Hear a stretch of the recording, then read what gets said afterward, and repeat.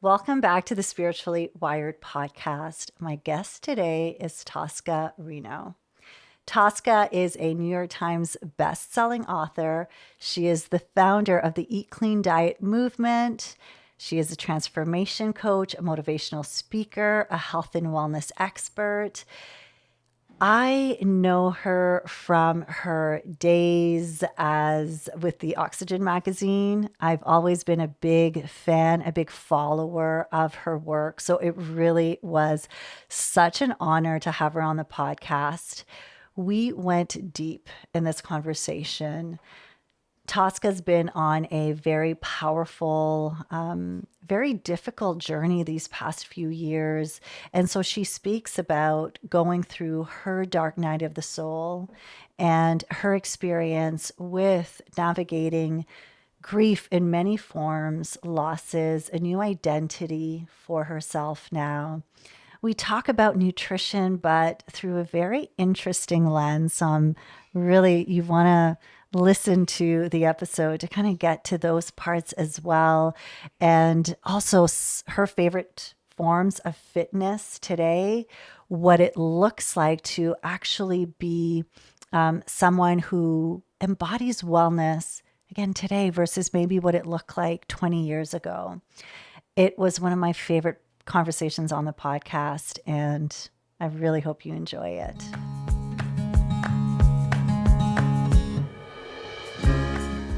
Hi, I'm Renee Walker, a mindset mentor, speaker, and lover of all things spiritual. I believe that at our core, we are all spiritually wired for love, peace, success, and abundance. Here on the podcast, we're diving into mindset, wellness, and business, but always through a spiritual lens. Let's just say we're going deep, but we're keeping it light. So let's elevate your life from the inside out, one conversation at a time. Welcome to Spiritually Wired.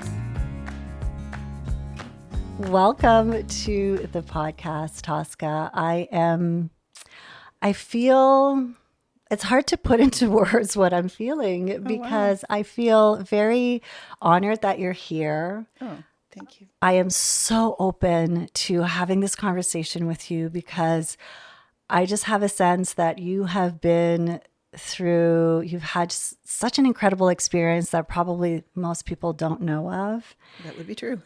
And I am looking forward to it. So thank you for being here. Welcome. It's my pleasure. Thank you so much for the opportunity.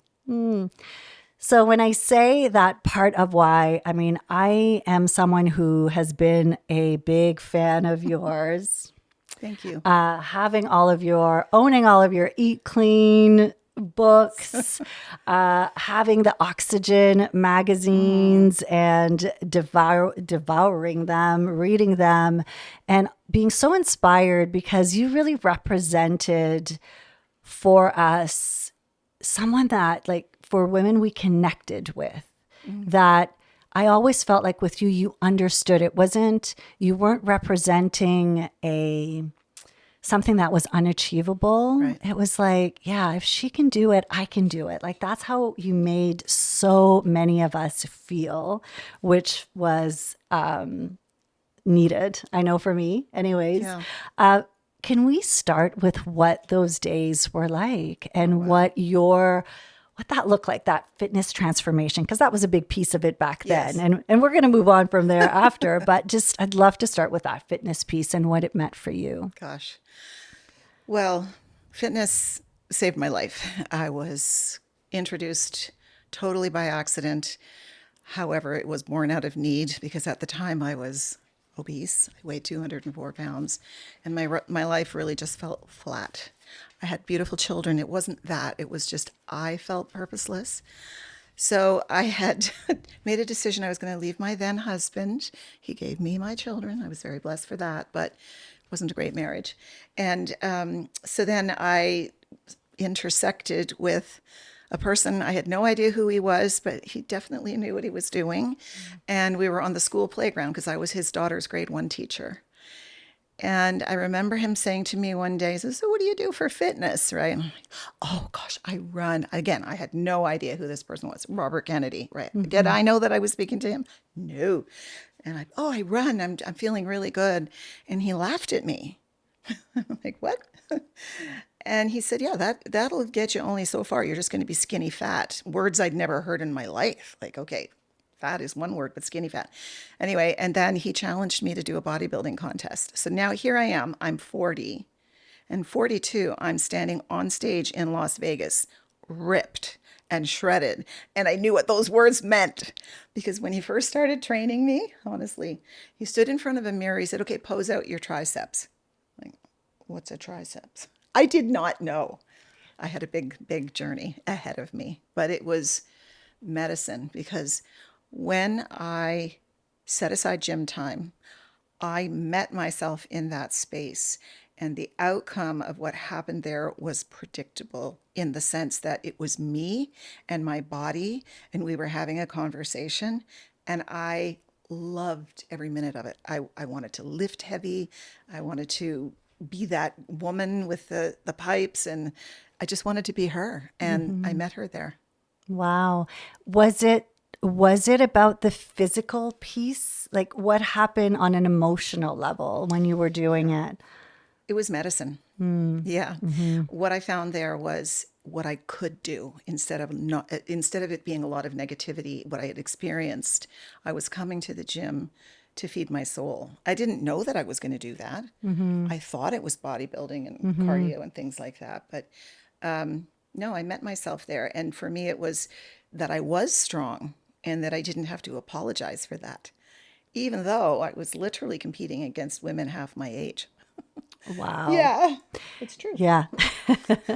I know if you're watching us on YouTube right now, my dog Bella, I've never seen her so taken with anyone. She is very determined to be right Yes. next to you, which is, come on, Bella, come sit here. They can feel the energy. She can right? feel the energy. Absolutely. She knows I'm a good one. Yeah. So so if we kind of stay more with the fitness piece for now, what would you say, how has your relationship with fitness evolved over the Oh my years? goodness. That's a great question, because it is a journey. Yeah. So in my 40s, it was all pure discovery. Yeah. How far can I go? How far can I lift? I call it exploring my edges. Like, how far can I take this? Yeah. And I started competing, which was foreign to me completely, and scary and a bit ridiculous. But but it was really that journey of building myself, rebuilding the house. Now I would say, as I'm in my 6th decade of life, and I'm blessed to be that, I'm still going hard, but it's more because I am wanting a long, healthy road ahead of me. My mother passed in 2023, and it was when she lost her mobility that her life became very small. And I don't want that for myself. I want to go as long as I can. Yeah, I remember I taught yoga for years, and reading somewhere where it's like, you don't do yoga, it's not for the poses, No. or you can think of it that way, but it really is so that you can put on your shoes when you're Yes. 80 years old, where you can go up the stairs. And that mobility that we take for granted when we're younger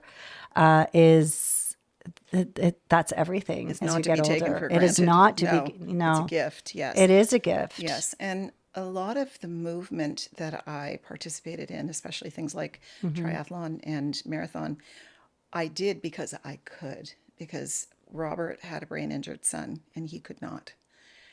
So he was completely dependent on others for moving him, feeding him, changing him, bathing him. And I saw that, and I thought, I have no right to complain. And I'm going to do this because I can, and I'm doing it for him. And I remember doing my first triathlon and just like, this is for you, Braden. This is for you. I can do it. I can do it. Yeah. Yeah. And it felt really Yeah. good. So yeah, I remind myself of that all the time. Do you train differently? Because I mean, the knowledge and if I just think of, personally having been someone who I'm curious about it and I've always wanted to learn, and now it has gotten so confusing. There is I think of when I was following you with the Oxygen magazine. That was my source of Yes. information. So I had one source of information that I trusted, and then I went with that. Now, I mean, we are flooded with so many different and also different perspectives and Yes. views. And what I'm hearing from so many women is confusion. Yeah. There's a You lot of confusion. don't, should I be doing this? Should I be doing that? There's different forms of like nutrition is one piece and Yes. the fitness. So where are you at in terms of what is feeling, and I know everybody's different, but what is feeling good for you right now amidst the sea of endless? Well, I acknowledge you saying that it is confusing and that it's changed and it's overwhelming. And for myself, what I have noticed is that, again, I'm training for that long game. Yeah. So I think setting your intention, and I think for a particular demographic of women that I'm seeing now, 40 plus, it's like, I need this house to be strong. I need to build the foundation. So it's less about the trends and the hacks, and it's more about the consistency and the long game. What are the things that fitness can help me with regard to my cognition? What can I teach my body with regard to metabolic flexibility, which is key? And how can the work that I do in the gym space protect me with my mood and hormones? Because it all comes together in a package. So this is what I coach now. And when we approach it, I never just approach it with counting calories. That is a no. That's Yeah. not going to work. So we do all of it. And with my training, I always look for what I call high value exercise. And this is what I coach. So, what's high value exercise? It's me spending 15 minutes, 30 minutes, but I am really giving it my all. And there's three ways to do that, in my opinion. So, you can train with weights underwater. It's kind of hard to do because not everybody has access to that. You can do rebounding. So I have a little mini trampoline. I do a lot of rebounding and I teach kettlebell training. And that's all high value exercise because you're compounding the cardiovascular effect with muscle building. And so I'm getting my strong certification in a couple of weeks, actually. Wow, Yeah. that's so, and I love that you actually mentioned the rebounding because I know it in terms of for, flushing toxins and all of that, but I never saw it as actually also helping to build muscles. Oh, That yeah. is incredible. Yeah. And here's why. Because when you're on a rebounder, you've got three forces. You've got acceleration, deceleration, and gravity.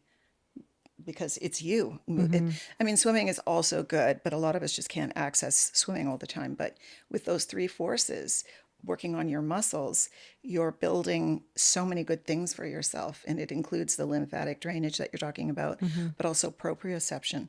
Well, as you get older, where are you in three-dimensional space? And you learn that when you're on the rebounder because you got to hold yourself upright. If you're not doing that, you're falling, right? Yes. So, yeah, so I just absolutely love. And rebounding, 15 minutes of rebounding is the same as running for 30 minutes on a road somewhere. So I kind of like the idea of the rebounding. And it flushes your lymphatic system, it boosts your immune system. I should say supports your immune system so that within 3 minutes, you have released thousands of natural killer cells, which is part of your immune system. So I'm going to do all of those things. Wow. And I know that you can have some fun too. You can put some good tunes and Yes, have a blast yes. doing Oh yeah, it. that's So, even better. Yeah. and that is the shift. I know that for most women we're looking for is you want to enjoy it and Yeah. have fun, like Yeah. whatever it is that your health, it is a gift. Like as you Yeah. said, we get to be here to Precious. experience, and Yes. this is where I found the narrative around, like for women, it's been so negative around. Yes, there are changes in the body, and yes, they're a real thing, and yes, there are symptoms that may not be as pleasurable, and at the same time there is also an evolution that's happening. There's a power. We're also get to be in a place in our lives where I think there is where it's less about making other people happy, which for so many of us, it's what the story has been. And now it gets to be about us at a certain time in our lives, which I think is liberating. Yeah. it's what makes sense for you. Yeah. Yeah. So that's Yeah. why yes, I used to train with heavy barbells and lifts, and I still can do that, and I do it. Mm-hmm. But I find with kettlebell training, what I love about it is it was explained to me is in the gym, everything's a piece of equipment and it's helping you move the weights. But with kettlebells, you become the machine. It's your arms and legs, your body parts that are moving that kettlebell in a certain way. And that's what makes it so amazing. So, You are the machine. yeah, That's a good soundbite. I like isn't that it. cool? I love it. Yeah. I love it. Now, let's shift into. So, I know, we were talking about how fitness was a big part Yeah. of your life and finding Yes. yourself in the gym, obviously having this incredible transformation.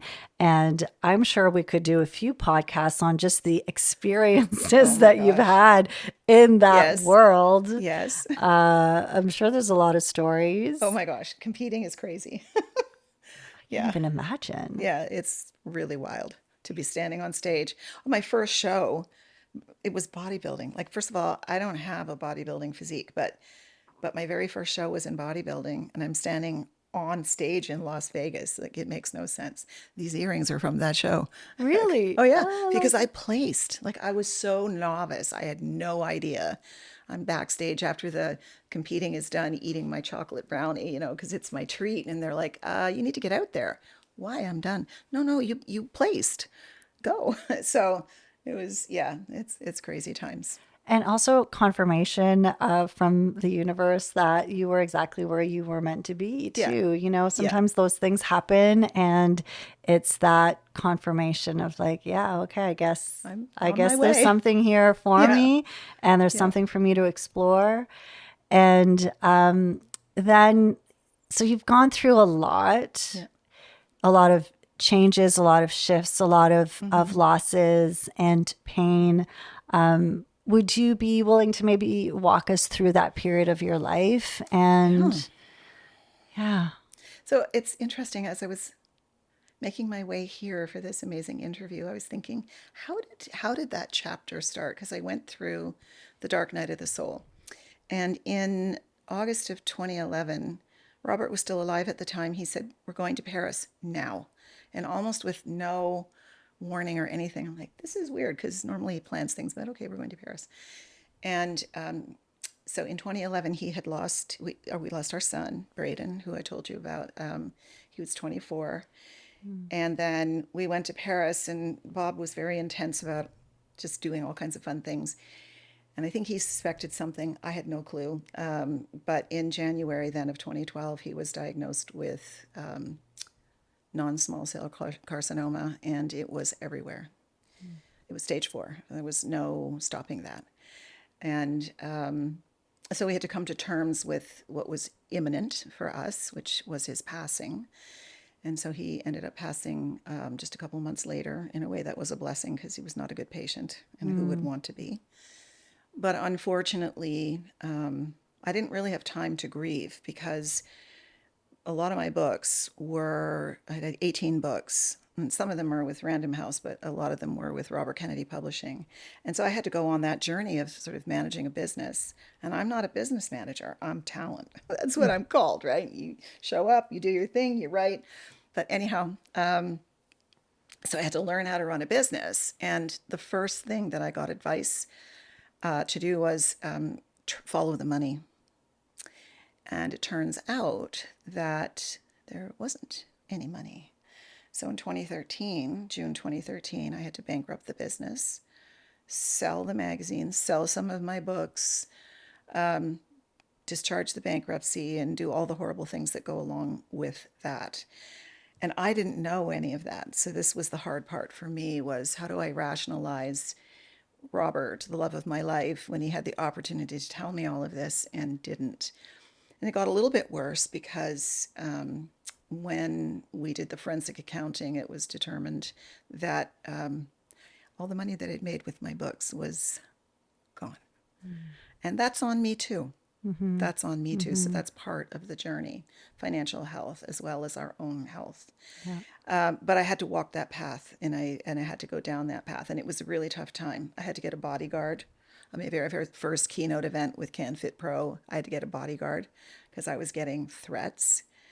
But I also got a standing ovation because, when you tell your story and you're raw and you're real, you connect. And Yeah. people feel it. Yeah. And they know. And I think that's far more important than tap dancing around the issues. So it took me a couple of years to kind of like get myself together. And this is where, Renee, what you do is so incredible because it dovetails with, sure, I know how to build a body. Sure, I know how to eat clean. Anybody who talks about eating clean today does it because of the Eat Clean books and the lifestyle, right? It's kind of like Kleenex. It's become generic. But that's not all of it. This is a whole organism. And very much I was kind of living in my body and I didn't want to be in my head because it was too painful. So that was time for me because I believe these difficult moments are teachers or teachable moments, right? Where they're putting their hand up to say, hey, you need to learn about financial health. You need to learn how to be a spiritual human being. You need to be a sister and a brother, a mother. You need to be a community member. And that was hard for me. That was not how I was raised. I was raised as a child in a very strict Roman Catholic household with a lot of like smacks across the face, and we don't have time for emotions. I'm sorry. We're just trying to survive here. So the journey was brutal and it was deep, and I took it seriously because I thought, well, if I lost all of this, what am I going to make of it? I'm not going to waste these moments. I need to know why I'm being shown this. And so that's examining the shadow parts of me. And it was hard work. I did some plant medicine, which was interesting. We had to excavate some of the yuck. And then I took myself to Hawaii. I just took myself right off the grid.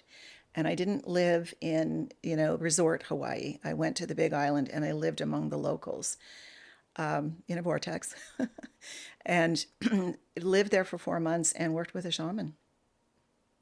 I did a pilgrimage to Mauna Kea, like the ancestors did, and I got real with myself and had some really good guidance, good spiritual journeys. Some that it's a whole nother conversation. I think today, oh my God, I can't believe that happened to me.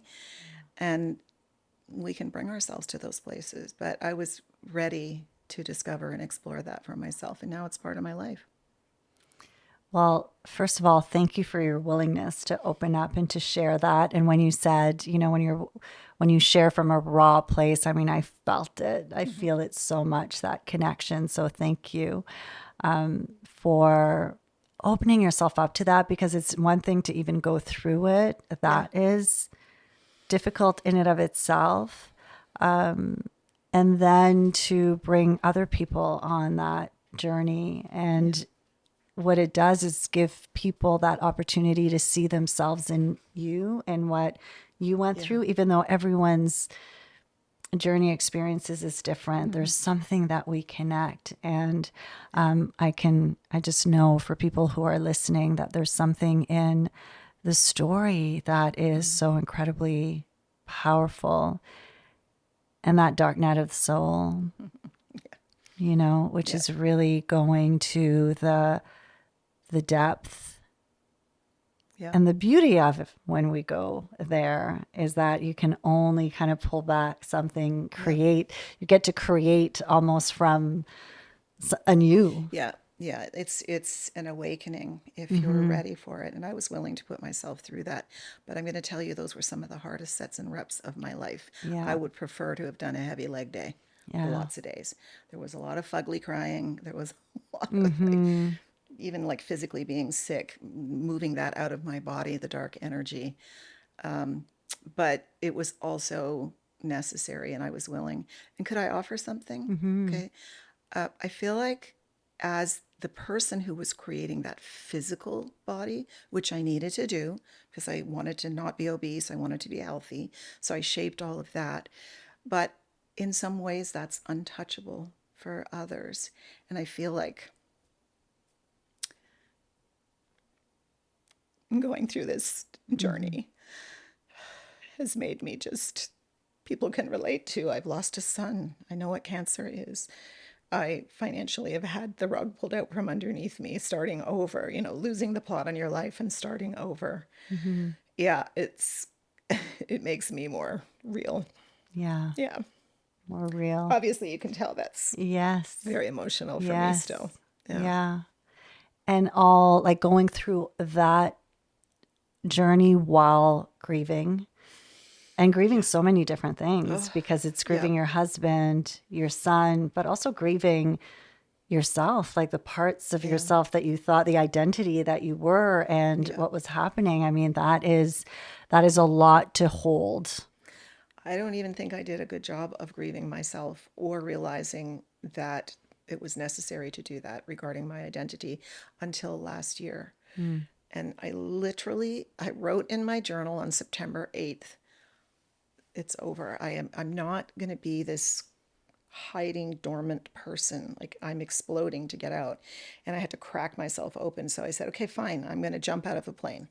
I mean, I know that's a bit radical, but Yeah. it was really good. It's what I needed. Oh, you literally I did jumped do out it. of the plane. Yeah, I did. Not metaphorically. You. Yeah, no. And the feeling of like you're in the plane. Yes, I'm strapped to someone, Mm-hmm. I'm tandem jumping with someone, but literally the plate that you stand on is no bigger than a loaf of bread. And you're standing on a little, and once one foot is out, there Mm-hmm. is no going back. Mm-hmm. So I did that, and I think it cracked something open in me that I could feel myself again.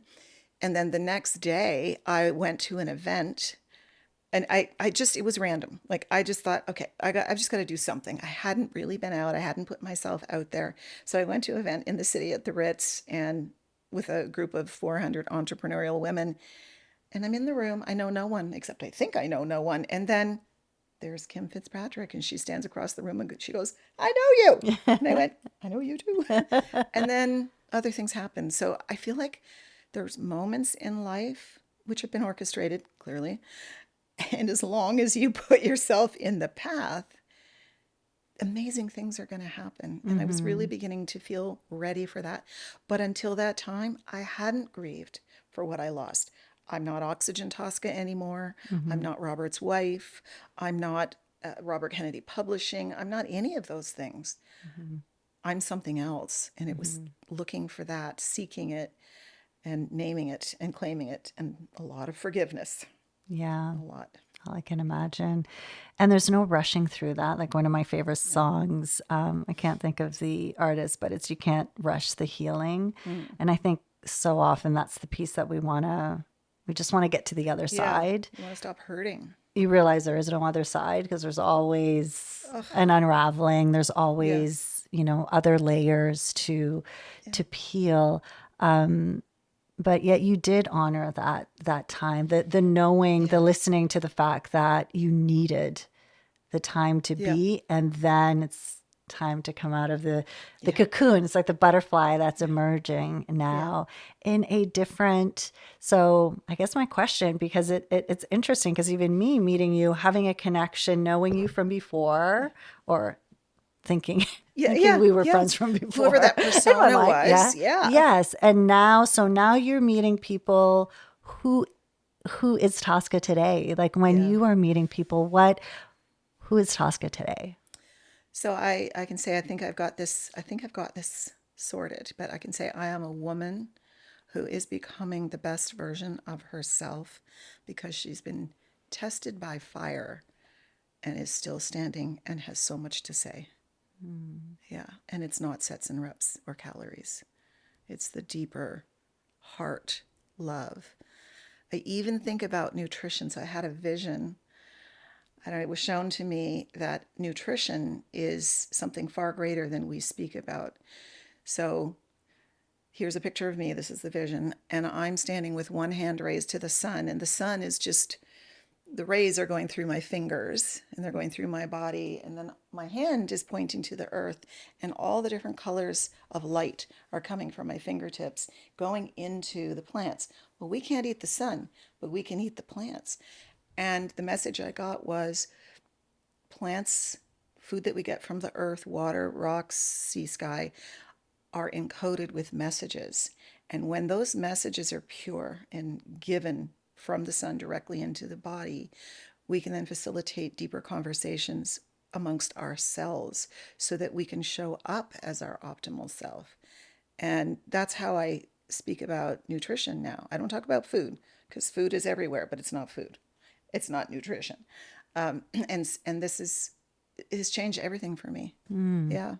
And we know this is true. It's proven out by science because when a mother breastfeeds her baby, the baby's saliva has messages for the mother through the nipple that says, I need a little more vitamin D, or I'm getting a cold, so give me some more immune stuff.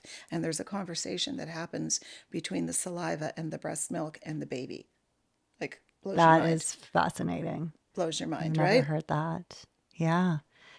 And how really the earth provides for us. Yeah. And yet we've just looked at every other way to produce food Yeah. that we can.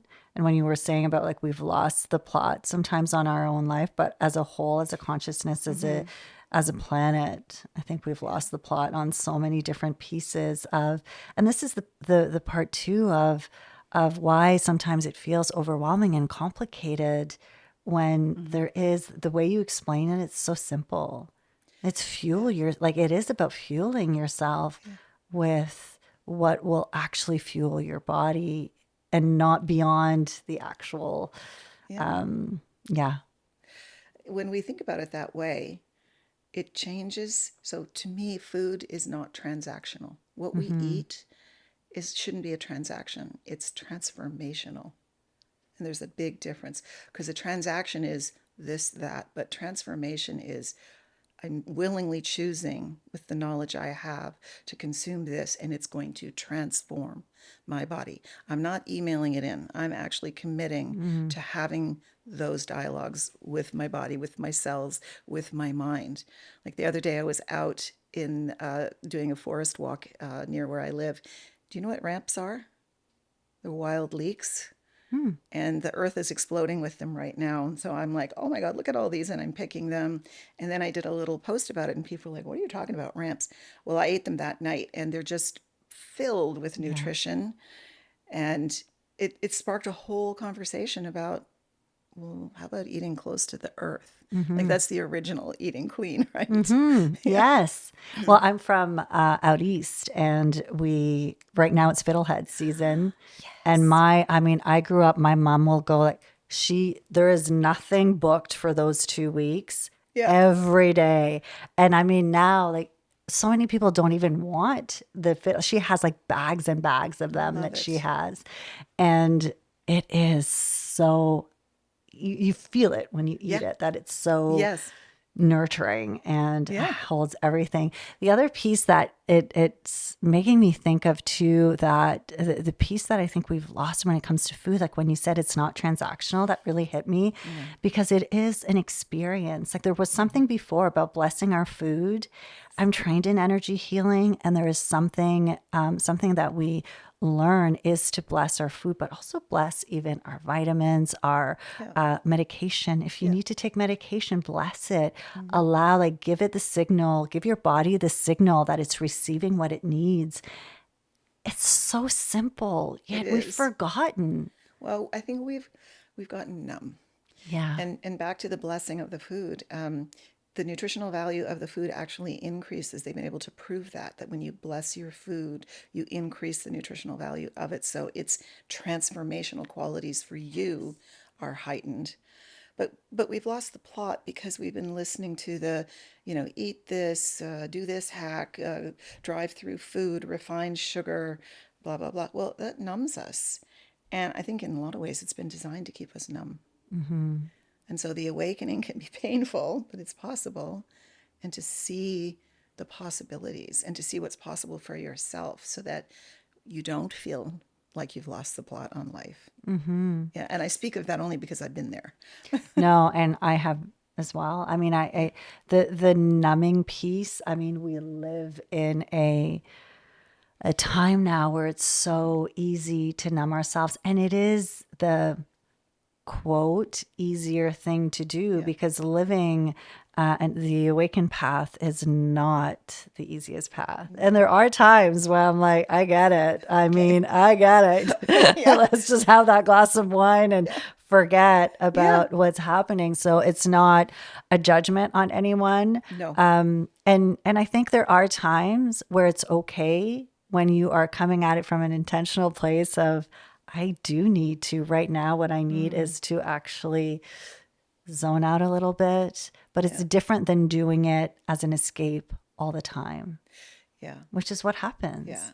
And I think the first piece of that is to realize, like, pop your head out of the sand hole and go, oh, I am numbing myself, just becoming aware. And that's why, work that you do and putting yourself in the space with other women who are awake and aware makes such a difference because it offers the possibility, right? I'm kind of one of those people that always does the maze backwards. I go to the end and go, Mm-hmm. it's like people have to show me because I Mm-hmm. need to see that it's possible. Mm-hmm. And so I think this kind of work shows that so much is possible.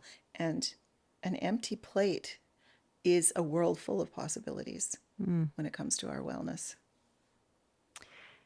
What is your spiritual practice now? So you've been on this crazy Oh my gosh. wild Yeah. ride of so and experienced Yep. so much. Where do you sit today with your spiritual practice? What does it look like? My spiritual practice has grown Mm-hmm. because it was a muscle that I needed to learn how to build and flex, did not know. And I came to it obviously through this dark path, but also I remember a day in August of 2014 where I was literally catatonic. I could not speak. So I was so traumatized by everything that had happened to me. And it was meditation that saved my life. When I learned to meditate now, I didn't start hard, like 10 minutes. Having Andy the monk talk to me on the Calm app was, I could begin Mm-hmm. there. Okay, Mm-hmm. watch the clouds go by. Okay, you're going to be fine. Because I used to think, oh, I have no time for this. I got to do things. I was incapable of doing anything. Mm-hmm. So meditation is absolutely bar none. So what does my life look like now? In the morning, right, I start my day with meditation. First thing I do is I drink a liter of water. That's first thing. A little bit of salt, a little bit of lemon juice in it. Then I do a meditation, often 20, 30 minutes, sometimes guided, sometimes just, the I am that I am. That's what I've got a Oh, tattoo there. yeah. I am that I am from Wayne Dyer. That I do that one a lot. Then I do a journaling. So I take my mind and just go for a walk on the page Mm-hmm. and get everything out. Practice gratitude, awareness, consciousness. I listen for the messages that come in because I believe in those things. I put myself in the space with people who will support the spiritual evolution. Sometimes it's not your family. Yeah. Often it's not because they're like, what's going on with you? It's not comfortable. But so I have a circle of women who are my spiritual soul sisters. We call ourselves the soul sisters. And we get together to meditate, share food, share stories. We go on journeys together. We did an Abraham Hicks cruise. It was great. Yoga. I could do more yoga. And so the spirituality, but it's a consciousness that I carry with me. I Yeah. mean, I don't put crystals in my bra. Some people go that far, but I do have crystals. And I open myself to the conversation that there is something beyond what I can see. I just know it's there. So every day I say, universe, don't let me miss the signs. Just help me be awake and aware and conscious. Don't let me miss the signs. Well, this is a sign, connecting and being here with you. Mm-hmm. And then I repeat something like that towards the end of the day before I go to bed. Gratitude is a big part of it. Yeah. And the openness, you said open, and I really feel that from you, that there is, we often will say the breaking open, but it is like a cracking open that happens. Yeah. And it means that in that openness, there's vulnerability Yes. there, and Yeah. there's also discernment needed to, Yeah. be aware of what you allow in when you're so open. But I really feel that from you is just an open way of being, Thank you. Yeah. trusting. Well, I think when we chose to come, so many responsibilities came with that. And Mhm. our purpose of being here is to really create from that space, that so much was given to me, even if at some points in my life much was taken away. So much was given to me, so much to you, that the gift is really what to create from that. What can we weave from the stories and experiences that we have so that we can be of the highest service to others? Yeah. So, speaking of service to others, because you've been working with people in some capacity for Yes. years, and now that work I know is shifting the way in which you're holding space Yeah. for women, Mostly women. Yes. mostly women. Mostly women. Yeah. So, what does that work look like today? Well, I came into the coaching world kind of by accident, thanks to COVID, where I started running group coaching experiences and people were just looking for places to gather. And I had also been doing retreats in Costa Rica, but you can't do that anymore. So COVID brought the group experiences to me. So I was doing that for a couple of years. And then 2 years ago, I started with clients coming to me saying, "Can you coach me?" And yes, I can coach, but I felt an intense responsibility. Like, if I'm going to coach, I need some credentials behind my name. It's not, 20 or 25 years of working in the fitness industry and the wellness industry, in my mind, isn't enough. It's something, but it's not enough. And so now I'm getting my ICF credentials through Lumina Legacy with someone that you know. And I'm loving what this is opening up for me. When I sat in that room in January with these 25 other people in the cohort, I just went, so this is what it feels like to come home. Okay, I get it. Oh, And the great thing is, I'm learning this. God, humility is a tough lesson. When I'm coaching clients, they are infinitely resourceful. It's not that I have to fix anybody. It's just I'm closing the gap on where they are to where they see themselves to be.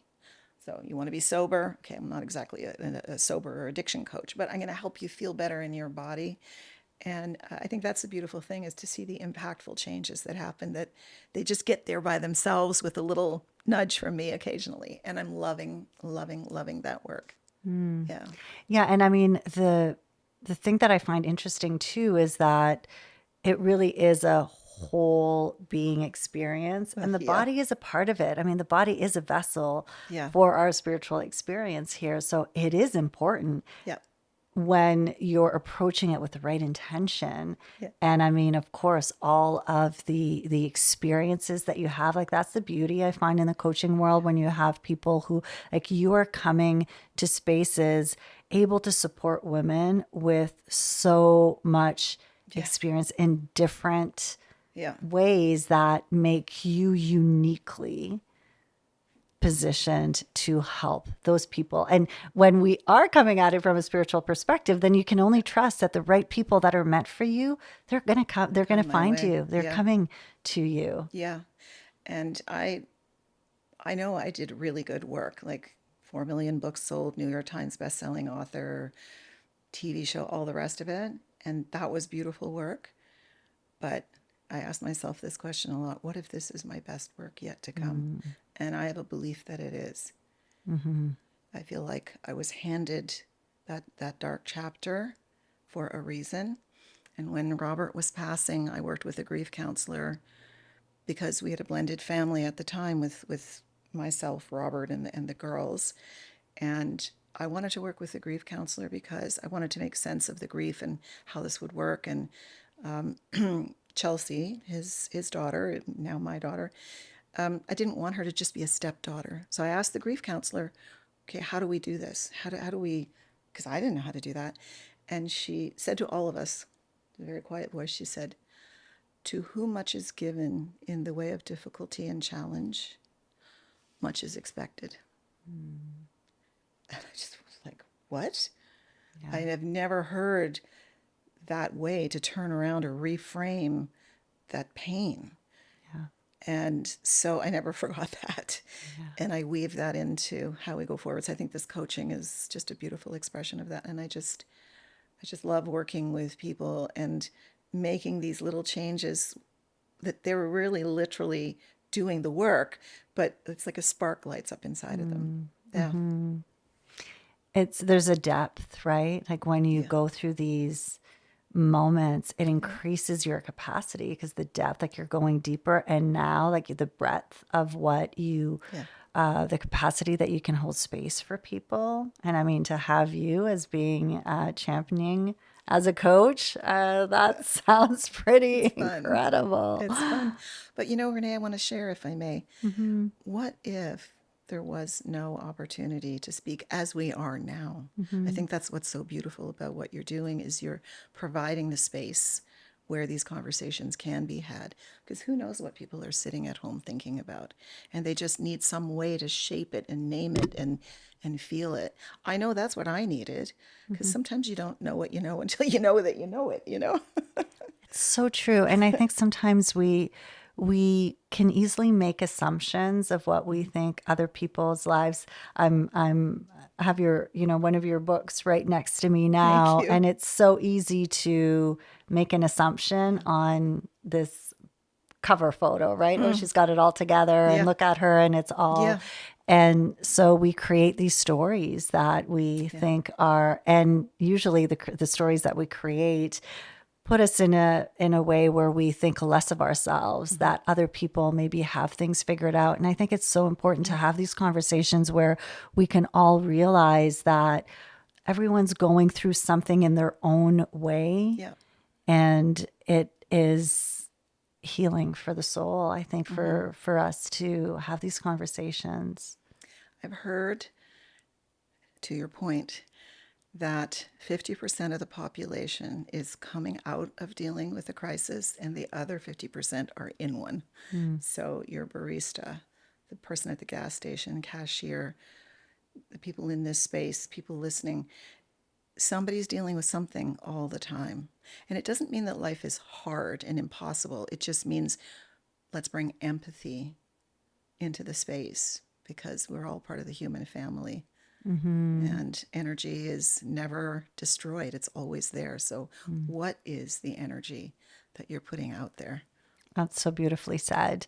Actually, I was having a conversation with a friend of mine this morning, just back and forth on sympathy versus empathy and the difference between the two, and how when you are met with empathy, it feels so different because we see each other in our wholeness, Yeah. not in whatever challenge is happening. We see the whole of the Yeah. person, the Yeah. whole of their energy. And yes, there may be some things that are going through, but that doesn't represent who they are, the wholeness of them. While as like sympathy feels like you're met from a being less than. Yes. Like, I feel so Yes. sorry for you. Yeah. And I know for me, very triggering when that happens. I'm working on that. But that's the difference. Yeah. The empathy part is, Mm-hmm. and I think if you can truly meet a person in empathy, the liberation for your soul is limitless. So I had that experience with my own mother who, we've always had a contentious relationship, but she was my person. But she Yeah. could be nasty. I mean, I could say that. And she passed away in 2023. But before she passed away, and I stopped. I just stopped. And this happened in Hawaii. I stopped expecting her to be something that she wasn't. And I met her where she was. She grew up in World War II. The Nazis were outside the street. They were starving. There were 13 of them in the family. They had to hide from bombs. And that her own mother couldn't love her the way that we think of love today. And I thought to myself, well, why am I expecting my mother to love me in this fantasized romantic way? It's not going to work. And the minute I let that go, everything changed. And it was just the most beautiful, beautiful thing to be with her as she was passing. We had a couple of weeks and I climbed into bed with her. We talked. We did meditations together. What is this meditation? We did it, and she loved it. And I met her on her terms, and it really stopped the struggle for me. It was very liberating. hopefully it's okay that I ask this. I'm Anything. like hesitating, but do you feel a connection with her, with your husband who's passed? Do you feel a connection today Yes. with them? Yes. Before my mom passed, I asked her, I said, how will I know that you're with me? Like you're going to be on the other side. How will I know? She goes, when you see the color yellow and you hear the song on the sunny side of the street. She loved that song. And I see yellow a lot. I feel her intensely, and Robert too. So, you know the story of the dimes? I mean, I know of dimes as being a sign, Yes. but not specific to Yeah. you. So Yeah. share, yeah. So I didn't know about dimes, Mm. and Robert had passed April 12th, 2012. And the next day I had to do some errand or other to get ready for the funeral. And I went to a little local grocery store, and I looked down and there was a dime in the door frame. Mm-hmm. And someone I was with said, "Oh, that's Robert." And I went, "What?" I didn't understand, like Robert dime. Okay. But this is where I learned about the dimes. So my daughters and I have an album of dime appearances. The other day, I found 3 dimes in my shoe, and I did not put them there. This was at the gym. So how they got there, I do not know. But the I feel their presence strongly. They are there. Yeah. Mm. They're not Thank gone. you for sharing that. And you know, it's not only was the dime there, but Yeah. also the person to tell you, "Hey, Yes, I this needed. is what it means," Yeah. because you needed it. I You needed the didn't know it for translation. Like, exactly. what? You Yeah. you needed someone to Yeah. tell you. Yeah. And I mean, 3 dimes in your shoe in one It's day. How crazy. can you? You And can't. it is a knowing. You know, when we talk to about signs with people and here on this podcast, it's come up a few times, and it's this knowing that you can't explain. Like you Yeah. could see maybe a dime one day and it doesn't have the same energetic presence Yeah. as like those other days when you can really feel it. Yeah. So, oh, I love that story. Yeah. What a So beautiful one. we all have that. And yellow tulips, just because mom was Dutch. So, yeah. Mm, Yeah. mm. Yeah, they're there. What would you say to someone maybe right now who is in the depth of going through something very difficult and not quite sure Wow. what to do? How would you help someone What who's a going powerful through? question. Yeah, because that is there. And Mm-hmm. if you've been on this planet a few decades, you're going to experience that. And I think there's an invitation to sit in the emotion and really be with it, as difficult as it feels, because there's a message in that as well. There's something to know about pain. And on the other side of pain, of course, is the appreciation for your life, your health, the fact that you are here, that you knew that person, that you knew what, like for me, for with Robert, that I could experience like that true love, even despite all the hard things that happened. So just to have the willingness and the courage to sit in what feels very uncomfortable, because there is a message there, and then to take that message and live it. Mm-hmm. And the other thing is the Buddhist philosophy, right? Don't sit all the time in the darkness with your head in the closet. But in Buddhist philosophy, the notion is that if you're out of hope, your responsibility is to create it. And we can create the molecules of hope through movement. So, moving your body, finding your medicine in walking in nature, doing some kind of physical movement that feels healing for you, you create hope that way. And it's really beautiful. Well, that is a perfect way to wrap up this beautiful conversation. And that is to, if maybe you can't quite connect with the hope, you can create the You hope. can. I think that is such an empowering, I've never heard it that said that way. Yeah. Thank you for sharing that because I think it's so important for everyone to know, you know, sometimes that's part of being, we know we're resourceful, Yes. but you can't quite reach or touch or feel the hope, you knowing Yeah. that you can create You it. can. Yeah. That is so Yeah, it's beautiful. beautiful. And there's a beautiful book called, oh gosh, it's by Dr. Candace Pert, The Molecules of Emotion. Mm, Oh my gosh, game changer. Because she basically supports the philosophy, and we can create our own emotions through generating these molecules in our body. So, Yeah. I love that. Thank you. So if someone wants to learn more about you, your work, connect with you, what is the best place for them to connect with you? Thank you. Well, my name is Tosca Reno, so if you look up the website, TOSCARENO, you'll find me, and also on social media platforms, same spelling. Yeah. Beautiful. Well, I so appreciate you taking the time to be here.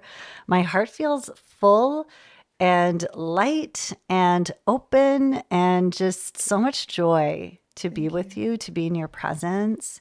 And I thank you for being with us. It's been a beautiful and joyful experience. Thank you so much. Thank you, Tosca. And for everyone who is listening, as always, a reminder that you are spiritually wired for love, for peace, for healing, for abundance. And I will see you next time. Thank you for listening to Spiritually Wired. If you enjoyed this episode, be sure to follow and leave a review. It really makes a big difference for the podcast.